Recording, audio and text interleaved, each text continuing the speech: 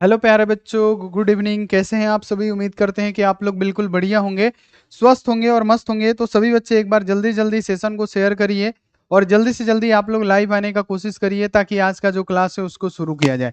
प्यारे बच्चों, आज की क्लास में हम लोग क्लास 12 फिजिक्स का जो चैप्टर नंबर 9 है उसका पार्ट 12 लेके आ चुके हैं। पार्ट कितना है बाबू? 12 है, जिसमें हम लोग क्या पढ़ेंगे? सरल सूक्ष्मदर्शी के बारे में पढ़ेंगे कि सरल सूक्ष्मदर्शी आखिर है क्या, और सरल सूक्ष्मदर्शी का बाबू सिद्धांत पढ़ेंगे, रेखा चित्र पढ़ेंगे और इसका आवर्धन क्षमता हम लोग पढ़ने वाले हैं। तो सभी बच्चे इस सेशन को शेयर कर दीजिए और जल्दी से जल्दी बाबू लाइव आ जाइए, क्योंकि ये जो प्रश्न है ना 5 नंबर में आपके फाइनल बोर्ड परीक्षा में पूछा जाता है कि सरल सूक्ष्मदर्शी की आवर्धन क्षमता ज्ञात करे। सरल सूक्ष्मदर्शी की आवर्धन क्षमता क्या होता है? m=1+d/f होता है, जिसको हम लोग प्रूफ करने वाले हैं। तो सभी बच्चे कॉपी पेन लेके बैठिएगा और एक एक चीजों को नोट करते हुए चलिएगा। हमारे साथ छोटा सा डेरिवेशन है, इसको नोट करते हुए चलिएगा। और चैनल पे पहली बार आए हुए हैं तो बाबू चैनल को फटाफट से सब्सक्राइब करके बेल नोटिफिकेशन को ऑल पे करके लाइक आप लोग जरूर कर दीजिएगा वीडियो को, ठीक है? सभी बच्चे व्हाट्सएप ग्रुप में नहीं जुड़े हैं तो नंबर नोट कीजिए मेरा 9135742024, ठीक है? आप इस पे व्हाट्सएप मैसेज करिए और जल्दी से जल्दी क्या करिए, व्हाट्सएप ग्रुप में भी आप ज्वाइन हो जाइए। व्हाट्सएप ग्रुप में ज्वाइन होने का कोई भी चार्ज, कोई भी रुपया नहीं लगता है। तो बोलिए बाबू, क्लास को डायरेक्ट शुरू किया जाए अभी? गुरुजी खाना खा रहे हैं अभी, कोई बात नहीं, क्लास करते रहिए, खाना खाते रहिए। चलिए बाबू, बिना किसी देरी के क्लास को शुरू करते हैं। सबसे पहले हेडिंग डालिएगा कि सूक्ष्मदर्शी। हम लोग सरल सूक्ष्मदर्शी पढ़ने वाले हैं, लेकिन उससे पहले हम लोग को जानना ये जरूरी है बाबू कि सूक्ष्मदर्शी आखिर है क्या। सूक्ष्मदर्शी जैसे यहाँ पे आप लोग देख पा रहे होंगे, जिसको हम लोग माइक्रोस्कोप के नाम से जानते हैं। ये सूक्ष्मदर्शी आखिर होता क्या है?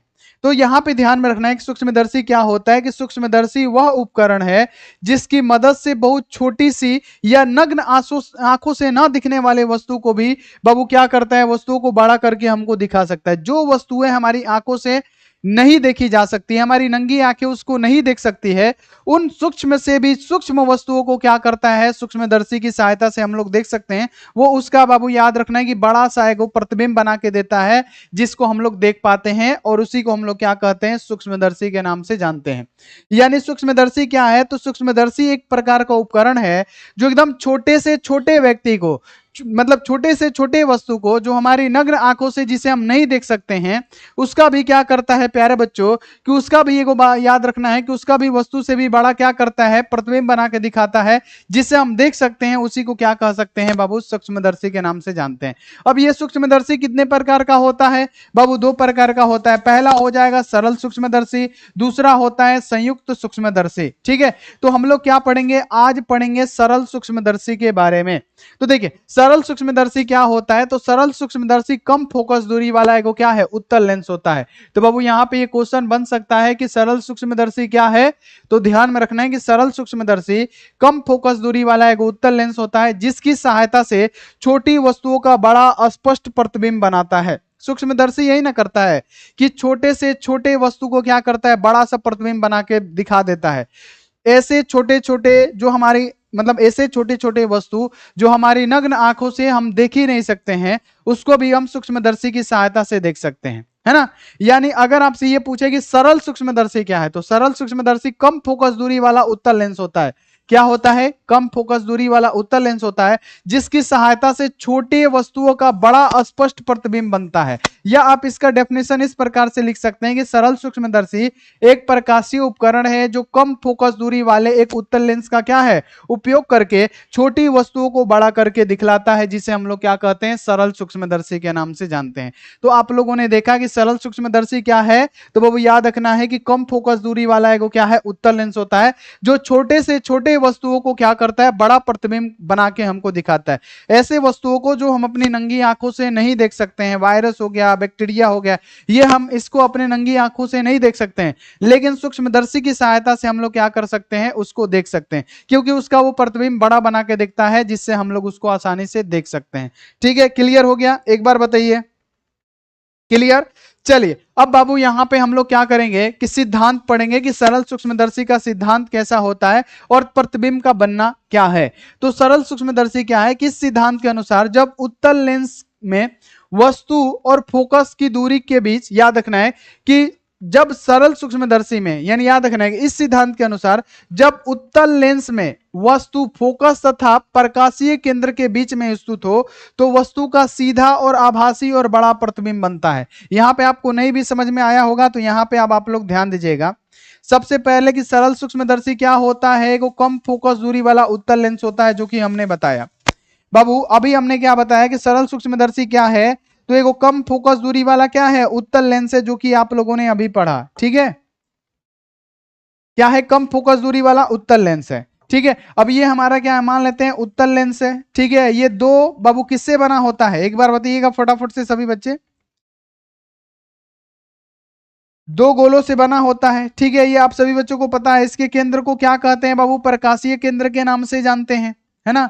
इसके केंद्र को हम लोग क्या कहते हैं बाबू, प्रकाशीय केंद्र के नाम से जानते हैं। ये सारी चीजें हमने आपको बता रखी है। जिसे ओ से सूचित किया जाता है तो ये ओ है। ठीक है, यहां पे ध्यान में रखना है।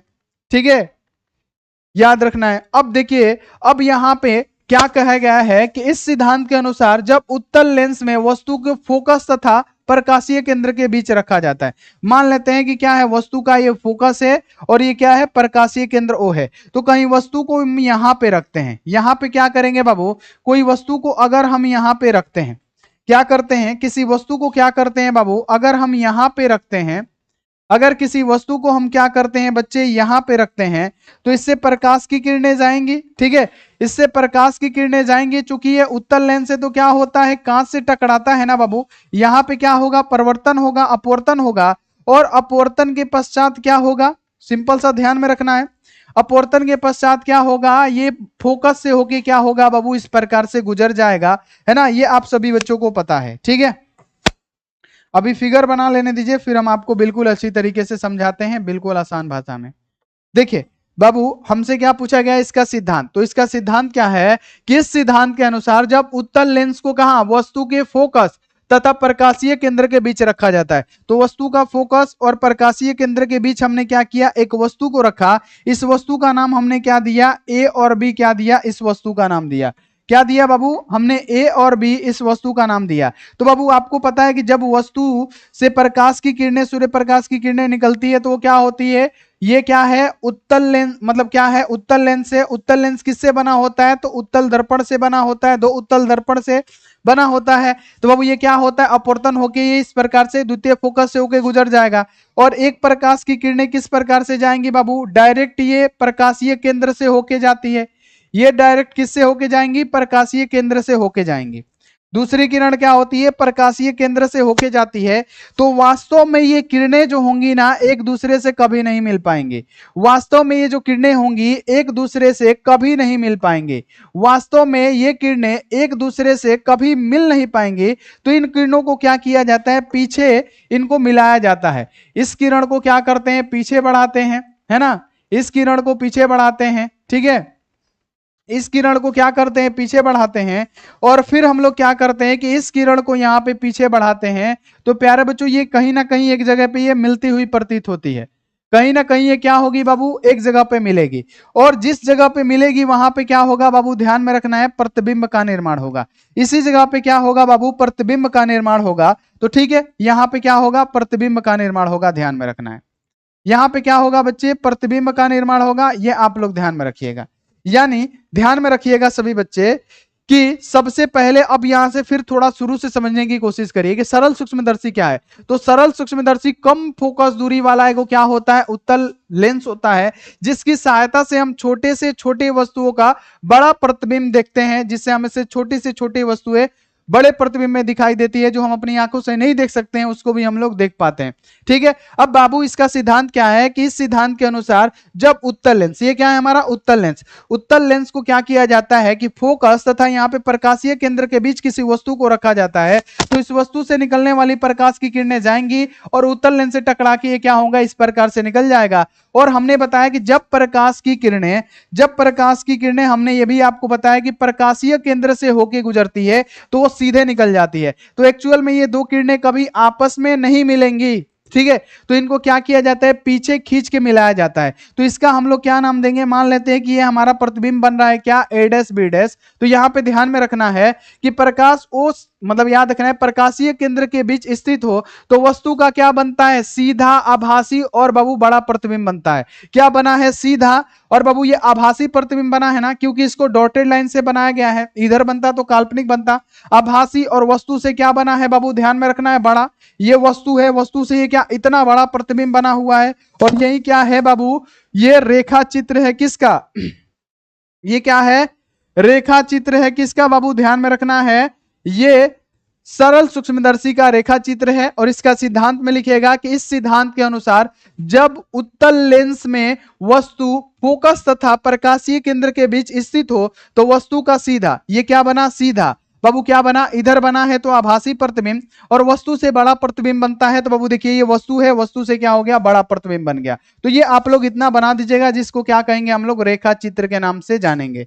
इसे क्या कहेंगे, रेखा चित्र के नाम से जानेंगे। अब बाबू इसका आवर्धन क्षमता की बात करें तो सबसे पहले एक बार याद रखिएगा सभी बच्चे, यहां पे ध्यान दीजिएगा। अब अगर हम बाबू ध्यान में रखिएगा कि अगर हम आवर्धन क्षमता की बात करें तो सिंपल सी बात है कि मान लीजिए कि यहां पे ये एक त्रिभुज टाइप का बन रहा है, सुनिएगा यहां पे, है ना, ये क्या बन रहा है, त्रिभुज टाइप का बन रहा है यहां पे, ठीक है।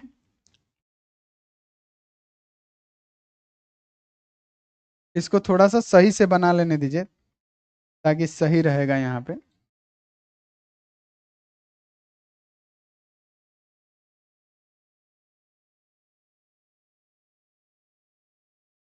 चलिए ठीक है, तो यहां पे सबसे पहले बाबू कि ये क्या है हमारा, सबसे पहले कि ये प्रकाशीय केंद्र और ये क्या है, प्रतिबिंब। प्रकाशीय केंद्र और प्रतिबिंब के बीच की दूरी को हम लोग क्या कहेंगे, तो बाबू ये स्पष्ट देखने की न्यूनतम दूरी होती है, तो इसे हम लोग डी लिखते हैं, ध्यान में रखना है। और प्रकाशीय केंद्र और ये क्या है, वस्तु की दूरी को हम लोग क्या लिखते हैं, यू लिखते हैं, तो ये आप लोग यू लिख दीजिएगा।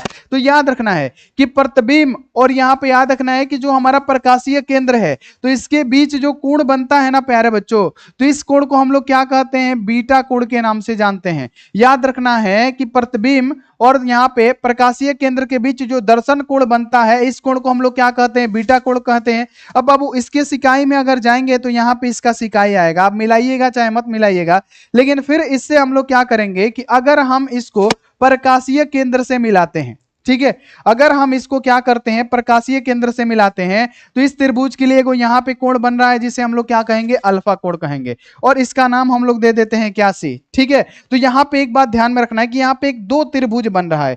कौन कौन सा त्रिभुज बन रहा है, ध्यान में रखिएगा। तो यहाँ पे बाबू दो त्रिभुज बन रहा है। पहला त्रिभुज बन रहा है ये, ठीक है, अल्फा वाला, ये जो अल्फा कोण है, अल्फा कोण वाला त्रिभुज बन रहा है। देखिएगा यहाँ पे ध्यान से, कौन कौन सा त्रिभुज बन रहा है, यहाँ पे हम हाईलाइट कर देते हैं। ये त्रिभुज बन रहा है पहला, ठीक है, ये हमारा पहला त्रिभुज बन रहा है क्या, यहाँ पे ए डैश ओ और सी, पहला त्रिभुज ये बन रहा है जिसमें ये अल्फा कोण बन रहा है। और दूसरा त्रिभुज क्या बन रहा है, यहाँ पे ध्यान रखिएगा, दूसरा त्रिभुज बन रहा है क्या, ए बी और ओ। देखिए ये वाला त्रिभुज ए बी और ओ हमारा क्या बन रहा है, दूसरा त्रिभुज बन रहा है। ये क्या बन रहा है बाबू, हमारा दूसरा त्रिभुज बन रहा है। तो हम लोग आवर्धन क्षमता निकालेंगे तो डायरेक्ट लिखेंगे बाबू, डायरेक्ट हम लोग कि आवर्धन क्षमता, इसका हम लोग आवर्धन क्षमता निकाल रहे हैं। तो डायरेक्ट आप लोग लिखिएगा क्या बाबू, ध्यान से, कि डायरेक्ट लिखिएगा क्या आप लोग, आवर्धन क्षमता। तो डायरेक्ट लिखिएगा क्या, आवर्धन क्षमता। आवर्धन क्षमता, आवर्धन क्षमता इक्वल टू क्या होता है प्यारे बच्चों, आवर्धन क्षमता को एम से सूचित करते हैं, इक्वल टू क्या होता है, बीटा बटे में अल्फा होता है। तो अगर ध्यान में रखना है, बीटा बटे में अल्फा होता है। अगर दर्शन कोण बहुत छोटा होगा, ये जो दर्शन कोण है, अगर दर्शन कोण बहुत छोटा होगा तो बाबू अल्फा की जगह पे हम लोग क्या लिख सकते हैं, टेन अल्फा लिख सकते हैं। और बीटा की जगह पे क्या लिख सकते हैं बाबू, तो हम लोग टेन बीटा लिख सकते हैं। अगर दर्शन कोण छोटा होगा, ये देखिए ये हमारा क्या है, प्रतिबिंब से जो प्रकाशीय केंद्र के बीच एक त्रिभुज बन रहा है, इसमें जो कोण बन रहा है ये देखिए ये वाला, यानी हमारा याद रखना है कि ये जो हमारा वस्तु है, और यहाँ पे याद रखना है यानी प्रकाशीय केंद्र, मतलब याद रखना है कि ये हमारा प्रतिबिंब है, ठीक है, इससे जो यहां से जो हमारा वस्तु, और यहाँ पे याद रखना है कि प्रकाशीय केंद्र से जो हमारा कोण बनता है जिसे हम लोग दर्शन कोण बीटा कोण कहते हैं। और यहां से अगर हम यहाँ पे मतलब यहां से एगो प्रकाश ले जाते हैं तो यहाँ पे जो कोण बनता है जिसे हम लोग क्या कहते हैं, अल्फा कोण के नाम से जानते हैं, अल्फा दर्शन कोण। तो अगर ये दर्शन कोण छोटा होगा तो अल्फा की जगह पे हम लोग tan अल्फा लिखते हैं और बीटा की जगह पे हम लोग क्या लिखते हैं, tan बीटा लिखते हैं। ये आप लोग ध्यान में रखिएगा, ठीक है। तो चलिए अब हम लोग इसको क्या करते हैं, सोल्व करते हैं। तो सिंपल सी बात है, m इक्वल टू हम क्या लिखेंगे, अल्फा के जगह पे क्या लिखेंगे, बीटा के जगह पे tan बीटा। तो हम लोग क्या लिखेंगे, tan बीटा, है ना, बटे में अल्फा के जगह पे क्या लिखेंगे, हम लोग tan अल्फा लिख देंगे। क्या लिखेंगे बाबू, tan अल्फा लिखेंगे। ये आप लोग क्लियर रखिएगा, क्या लिखेंगे, tan अल्फा लिख देंगे, ठीक है। अब क्या करेंगे बाबू, अब tan बीटा का और tan अल्फा का मान निकालेंगे, ध्यान रखिएगा। अब क्या करेंगे, tan बीटा का मान आपको पता होना चाहिए, tan बीटा इक्वल टू क्या होता है, tan थीटा इक्वल टू क्या होता है, लंब बटे आधार। तो tan बीटा, बीटा के लिए क्या है, ये वाला त्रिभुज है बड़का, यहाँ पे ये देखिए, ये वाला त्रिभुज क्या बन रहा है, tan बीटा के लिए। देखिए ये वाला जो त्रिभुज बन रहा है ये क्या है, tan बीटा के लिए है। तो बाबू क्या होता है, tan बीटा लंब बटे में आधार, लंब क्या है, ए बी, और आधार क्या है, ओ ए है, ठीक है। लंब क्या है, ए बी, आधार क्या है, ओ ए है, ठीक है। बाबू बीटा कोण के लिए क्या होगा, tan बीटा, बीटा का मतलब क्या बाबू, लंब बटे आधार। तो लंब क्या है, ए बी, आधार इसके लिए क्या होगा, ओ ए। तो यहाँ पे क्या लिखेंगे बाबू, ए बी, और यहाँ पे आधार क्या होगा, ओ ए हो जाएगा। और उसी प्रकार से हम लोग क्या करेंगे, tan अल्फा के लिए निकालेंगे। तो tan अल्फा, tan इक्वल टू क्या होता है, लंब बटा आधार। तो बाबू अब अल्फा कोण क्या है, ये वाला है, देखिए त्रिभुज ए डैश सी और ओ, है ना, याद रखना है, चाहे ओ ए डैश सी, त्रिभुज क्या हो जाएगा बाबू, यहाँ पे ए डैश सी और ओ, चाहे ओ ए डैश सी त्रिभुज में ये वाला हमारा जो बड़ा त्रिभुज है इसमें ये अल्फा बन रहा है। तो इसके लिए लंब क्या होगा, ए डैश सी। तो हम लोग लंब क्या लिखेंगे, ए डैश सी, है ना, ए डैश क्या होगा, सी। और इसके लिए आधार क्या होगा, तो O और A डैश होगा। तो इसके लिए आधार क्या देंगे, O और A डैश हम लोग आधार देंगे। फिर इस पे हम लोग रखेंगे। तो यहाँ पे m इक्वल टू हमने क्या कहा, tan बीटा। tan बीटा का मान कितना आया हुआ है, तो आप कहिएगा ए बी बटे में क्या आया हुआ है, ओ ए, ठीक है। फिर बटा है तो बटा। अब tan अल्फा का मान हमने क्या निकाला है, ए डैश सी। तो ए डैश सी और यहाँ पे क्या है बाबू, ओ डैश, ओ ए डैश सी, और फिर बटे में क्या होगा, बटे में हमारा क्या आया है, अल्फा का मान ओ ए डैश। तो यहाँ पे हम लोग क्या लिखेंगे, ओ ए डैश। फिर इसको हम लोग क्या करेंगे, गुणा में चेंज करेंगे। अभी नहीं समझ में आ रहा होगा, टेंशन मत लीजिएगा, हम समझा देंगे, ठीक है, ठीक है। फिर हम लोग क्या करेंगे, इसको बाबू चेंज करेंगे गुणा में। तो हमारा क्या होगा, m आवर्धन क्षमता, m इक्वल टू क्या होगा, ऊपर वाला उसी प्रकार से रह जाता है। किसी भी चीज को गुणा में करते हैं तो ए बी बटा में क्या होगा, ओ ए हो जाएगा। गुणा है तो गुणा, अब क्या होगा, ओ ए डैश हो जाएगा, बटे में क्या होगा, अब ये बाबू ध्यान में रखना है, ए डैश सी हो जाएगा यहाँ पे। तो ए डैश हम लोग क्या लिखेंगे, सी लिख देंगे। अब बाबू एक बात बताइए कि यहाँ पे ए डैश सी के बदले हम ए बी लिख सकते हैं, क्योंकि देखिए ए डैश सी की जो ऊंचाई है वो क्या है बाबू, अगर हम इसको मिलाए, देखिएगा अगर हम इसको मिलाए तो इसकी हाइट जो है क्या है, समान है, ठीक है। इसका जो हाइट है बाबू समान है। तो बाबू हम ए डैश सी के बदले क्या लिख सकते हैं, ए बी, क्योंकि ये आपस में क्या है, इसकी ऊंचाई इक्वल है। तो यहाँ पे लिखिएगा चूंकि, यहाँ पे चूंकि लिख दीजिएगा कि ए बी बराबर होगा क्या बाबू, ए डैश सी के। तो हम लोग यहाँ पे क्या लिख सकते हैं, एम इक्वल टू क्या लिख सकते हैं, ए बी बटे में ओ ए है तो ओ ए, ठीक है, इनटू यहाँ पे क्या है, ओ डैश ए है तो ओ डैश ए, और ए डैश सी के बदले हम लोग क्या लिखेंगे, ए बी लिखेंगे। इससे लिखने से क्या होगा, हमारा ये कट जाएगा, यानी ए बी से ए बी कट गया, यानी एम इक्वल टू क्या बचा, ओ ए डैश बटे में क्या होगा, ओ ए हो जाएगा, ठीक है। अब बाबू इसका मान हम लोग रख देंगे, यानी एम इक्वल टू क्या होगा, ओ ए डैश का मान कितना है, तो बाबू देखिए O और A डैश का मान हमने क्या लिखा हुआ है, D लिखा हुआ है। चूंकि यहाँ पे लिख दीजिएगा बाबू, यहाँ पे ध्यान में रखना है, चूंकि लिखिएगा यहाँ पे कि O और A डैश का मान क्या है बाबू, बाई तरफ बना है तो माइनस डी लिखेंगे, ठीक है। और O और A का वैल्यू कितना है, O से लेके A तक की बीच की दूरी को हम लोग, यानी प्रकाशीय केंद्र से वस्तु की बीच की दूरी को हम लोग यू लिखते हैं, लेकिन बाई तरफ है तो हम लोग क्या लिखेंगे बाबू, ध्यान में रखना है, हम लोग माइनस में लिखेंगे, यानी O से A की दूरी कितनी है बाबू, माइनस यू है। अब यहाँ पे मान रख दीजिए, O और A डैश का मान क्या होगा, माइनस डी होगा, बटे में क्या होगा, माइनस यू, माइनस से माइनस कट गया, यानी हमारा क्या बचा बाबू, m इक्वल टू क्या होगा, d बटे में u, और यही हमारा क्या होता है, आवर्धन क्षमता होता है। लेकिन यहाँ पे क्या होगा बाबू, ये बहुत ही कम देता है, m इक्वल टू d बटे में जो u होगा ये बहुत ही कम दिखता है, चलिए सर जी आप मेरा नाम नहीं लेते, पहले समझ लीजिए फिर हम आपको बताएंगे नाम के बारे में, ठीक है। तो यहाँ पे क्या होगा, m इक्वल टू क्या होता है, d बटे में u होता है, ठीक है। लेकिन जब स्पष्ट दृष्टि की न्यूनतम दूरी पे हो, फिर लिखिएगा कि जब प्रतिबिंब, हैंगा लिख दीजिएगा इस प्रकार से कि अगर जब प्रतिबिंब स्पष्ट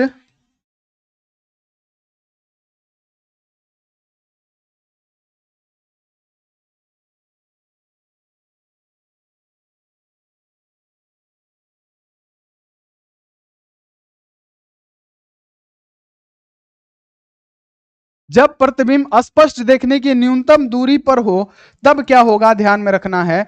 तब क्या होता है प्यारे बच्चों, यहां पे ध्यान रखिएगा कि जब प्रतिबिंब स्पष्ट देखने की न्यूनतम दूरी पर हो तब क्या होता है प्यारे बच्चों कि 1 में f इक्वल टू क्या होता है, 1 में भी अब प्लस 1 में क्या होता है, u होता है। इतना आप सभी को पता है कि नहीं, इतना आप सभी को पता है कि नहीं, सही से बताइए फटाफट से, ठीक है। तो यहां पे क्या होगा, 1 में f है तो 1 में f इक्वल टू 1 में भी का मान क्या है। तो बाबू हमने क्या कहा कि ये प्रतिबिंब क्या है, यानी प्रकाशीय केंद्र से प्रतिबिंब की दूरी को क्या कहते हैं बाबू, भी कहते हैं। लेकिन ये बाईं तरफ है तो हम लोग क्या लिखेंगे, भी लिखेंगे। यानी इसका मान कितना दिया हुआ है बाबू, यहाँ पे डी दिया हुआ है तो हम लोग क्या लिखेंगे, यहाँ पे माइनस डी लिख देंगे, प्लस है तो प्लस, ठीक है। अब यहाँ पे वस्तु की दूरी तो u है तो हम लोग माइनस u लिखेंगे, ठीक है। यानी 1 में f इक्वल टू क्या होगा, 1 में माइनस डी, अब माइनस माइनस प्लस माइनस क्या होगा, माइनस 1 में क्या होगा, u होगा, ठीक है। अब हम इसको क्या करेंगे, ध्यान में रखिएगा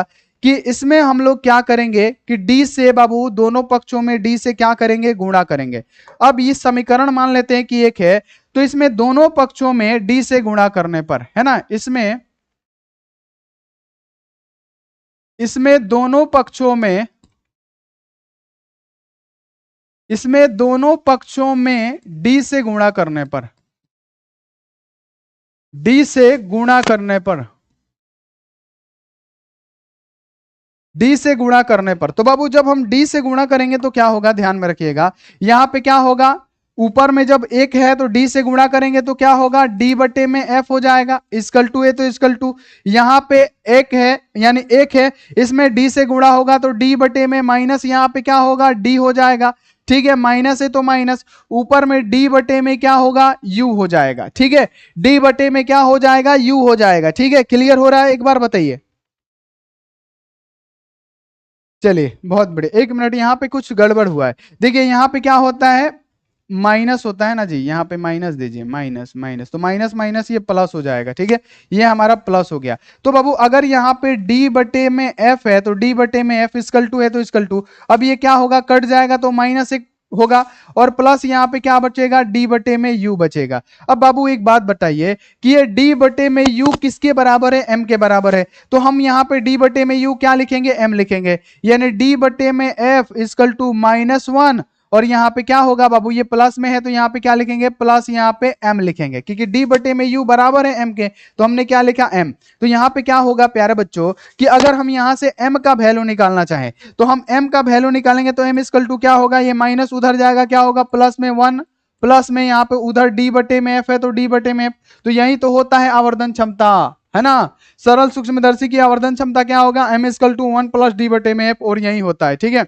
नहीं समझ में आया होगा, हम जानते हैं बहुत सारे बच्चों को, लेकिन अभी समझाएंगे तो समझ में आएगा, ठीक है। और यही होता है हमारा आवर्धन क्षमता। देखिए कैसे निकाला हमने, सबसे पहले कि जो हमारा सरल सूक्ष्मदर्शी होता है बाबू, ये क्या होता है कि एगो उत्तल लेंस होता है, कैसा, तो बाबू हमने क्या कहा कि यह एक उत्तल लेंस होता है कम फोकस दूरी वाला, यानी ये क्या है, कम फोकस दूरी वाला एक उत्तल लेंस होता है जो क्या करता है, नग्न से छोटे वस्तुओं को बड़ा प्रतिबिंब बना के हमको दिखाता है। तो बाबू ये मान लेते हैं कि उत्तल लेंस है, तो याद रखना है कि जब इसका हमने सिद्धांत क्या निकाला कि जब वस्तु कहां पे हो, तो प्रकाशीय केंद्र और मुख्य फोकस के बीच में हो। तो हमने क्या क्या यहाँ पे वस्तु रखा, तो वस्तु से प्रकाश की किरणें जाएंगी और बाबू लेंस से टकरा के इस प्रकार से निकल जाएगा, और एक प्रकाश की किरणों को क्या करेंगे बाबू, प्रकाशीय केंद्र से होकर गुजारेंगे तो बिना किसी बाबू क्या विचलन के सीधे निकल जाती है। तो एक्चुअल में ये दो किरणें कभी मिलेंगी नहीं, तो इसको क्या किया जाता है, डॉटेड लाइन से ये दोनों पीछे, मतलब दोनों किरणों को पीछे मिलाया जाता है। यहाँ पे क्या बनता है, वस्तु से बड़ा और आभासी प्रतिबिंब बनता है। ठीक है, तो यहां पे आपको ध्यान में रखना है कि यहां पे प्रतिबिंब, ठीक है, ये वस्तु, और यहां पे देखिए एक प्रतिबिंब, मान लीजिए कि ये वस्तु है और ये प्रकाशीय केंद्र के बीच एक कोण बन रहा है, इसको क्या कहेंगे, दर्शन बीटा कोण कहेंगे। ठीक है, और फिर इसी के सामने से यहां पे मिलाएंगे और फिर यहां से अगर प्रकाश की किरणें ले जाएंगे तो यहां पे ये वाला एक त्रिभुज बन रहा है जिसे हम लोग क्या कहेंगे, अल्फा दर्शन कोण। तो आवर्धन क्षमता निकालेंगे तो आवर्धन क्षमता क्या होता है, m इक्वल टू बीटा बटे में अल्फा। तो ये बीटा वाला हो गया, ये जो छोटा वाला त्रिभुज दिख रहा है ना ये वाला, ये बीटा कोण वाला हो गया, और ये जो हमारा बड़ा सा त्रिभुज दिख रहा है ये क्या हो जाएगा, अल्फा वाला हो जाएगा। तो वही हमने क्या किया है बाबू, tan, अगर बाबू याद रखना कि दर्शन कोण छोटा होगा तो अल्फा की जगह पे tan अल्फा, बीटा की जगह पे tan बीटा। तो m इक्वल टू क्या होता है, tan बीटा में tan अल्फा। tan बीटा का मान हमने निकाला हुआ है, अगर tan बीटा ये है तो त्रिभुज ये लेंगे, तो बाबू tan थीटा इक्वल टू क्या होता है, लंब बटा में आधार होता है। तो tan बीटा इक्वल टू क्या होगा, लंब बटे में आधार, लंब क्या होगा AB, आधार क्या होगा OA। तो हमने क्या लिखा है, लंब AB आधार OA। उसी प्रकार से tan अल्फा अब इस त्रिभुज में आएंगे तो लंब क्या होगा, A' आधार क्या होगा O और A' होगा। तो हमने ये लिख दिया, फिर इसी फॉर्मूले पे लिख दिया tan बीटा का मान कितना आया, AB बटे में OA, और tan अल्फा का मान क्या आया है बाबू, A' बटे में यहाँ पे OA'। अब बाबू इसको गुणाम बदल दिए, गुणाम बदलने के लिए क्या होता है, ये ज्यों का त्यों रहता है और ये ऊपर चला जाता है और ये नीचे आ जाता है, तो इसको नीचे कर दिया, जिससे क्या होगा बाबू, A' बराबर होगा AB के। कैसे, देखिए ये AB की ऊंचाई और A' की ऊंचाई इक्वल है, तो AB बराबर हो जाएगा क्या, A' के। तो हम लोग A' के बदले क्या लिखेंगे, AB लिखेंगे, जिससे AB से AB कैंसिल हो जाएगा, बचेगा OA' और OA। तो बाबू OA' क्या है, ये मतलब क्या होता है, स्पष्ट देखने की न्यूनतम दूरी होती है OA', जिसको हमने D माना है, और बहु प्रकाशीय केंद्र और वस्तु के बीच की दूरी को हम लोग U मानते हैं, तो हमने क्या लिखा है, इसको U लिखा है। दोनों बाबू बायां साइड में है तो माइनस में होगा, तो माइनस माइनस कट के क्या हो जाएगा, प्लस में m इक्वल टू D बटे में U होगा। लेकिन बाबू सिचुएशन जब होगा कि जब प्रतिबिंब स्पष्ट देखने की न्यूनतम दूरी पे हो, तब इसमें क्या करेंगे बाबू, F इक्वल टू क्या होता है, 1 बटा में V प्लस 1 बटा में U होता है, माइनस में होता है, यहां पे ध्यान रखना है, माइनस 1 बटा में U होता है। ठीक है, तो बाबू क्या करेंगे, 1 बटा में F है तो 1 बटा में F, V का वैल्यू कितना है, प्रकाशीय केंद्र से बाबू ध्यान में रखना है, प्रकाशीय केंद्र, और वो प्रतिबिंब को हमने क्या माना है, स्पष्ट देखने की न्यूनतम दूरी D माना हुआ है, तो हम क्या भरेंगे इसके जगह पे, D, बायां साइड है तो माइनस में। अब U क्या है, प्रकाशीय केंद्र और वस्तु के बीच की दूरी को U, तो बाबू हमने क्या लिखना है, माइनस, क्योंकि बाया तरफ बना हुआ है। ठीक है, अब बाबू यहाँ पे क्या होगा, माइनस माइनस प्लस हो जाएगा, यानी 1 बटा में U हो जाएगा। अब क्या करेंगे, दोनों पक्षों में D से गुणा करेंगे तो सब में D आ जाएगा, तो ऊपर D आ गया, इसमें भी D आ गया, इसमें भी D आ गया, तो D बटे में F इक्वल टू क्या होगा, ये कट जाएगा तो माइनस एक बार में कटेगा, प्लस में D बटे में U है तो D बटे में U, यानी D बटे में F इक्वल टू क्या होगा, -1, और प्लस यहाँ पे क्या होगा, D बटे U के बदले क्या लिख सकते हैं, M, क्योंकि ये इक्वल है तो हम लोग क्या लिखेंगे, M लिख देंगे। यानी अगर हम M का वैल्यू निकालेंगे तो ये माइनस में उधर जाएगा, क्या होगा, प्लस में, यानी M इक्वल टू क्या होगा, 1 प्लस D बटे में F क्या होगा, सरल सूक्ष्मदर्शी की आवर्धन क्षमता हो जाएगी। आप इसे 1 से 2 बार प्रैक्टिस करिए, 100% है कि आपसे बन जाएगा। चलिए क्लियर हो गया, बताइए अब इसका क्या करेंगे, एक बचा हुआ है संयुक्त सूक्ष्मदर्शी की आवर्धन क्षमता, तो इसको हम कभी निकाल लेंगे सब्जेक्टिव में, लेकिन अब इसको खत्म करते हैं चैप्टर को। ठीक है, अब इसका कल क्या करेंगे, ऑब्जेक्टिव कर लेंगे, जो कि बहुत सारा क्वेश्चन इस चैप्टर से पूछा जाता है ना, बहुत सारा, तो कल इसका शाम में ऑब्जेक्टिव किया जाएगा। बाकी संयुक्त सूक्ष्मदर्शी का आवर्धन क्षमता भी हम लोग निकाल लेंगे। ठीक है, तो आपको बाबू क्लास अच्छा लगा हो तो एक बार वीडियो को लाइक कर दीजिएगा, चैनल को सब्सक्राइब कर दीजिएगा। मिलते हैं अगली क्लास में, सुबह में मैम का क्लास होगा, और सुबह में आप लोग आया करिए, बायोलॉजी को इतना हल्का मत लीजिए, बाद में आप लोग पछताने लगिएगा। ठीक है, तो इसलिए सुबह में 8 बजे रोज क्लास होता है बायो का, आप आइए और क्लास करिए। ठीक है, और वीडियो अच्छा लगा है तो लाइक करिए। मिलते हैं ऐसी अगली क्लास में, आप लोग अपना ध्यान रखिए, मन लगा के पढ़ाई करिए। Take care and bye.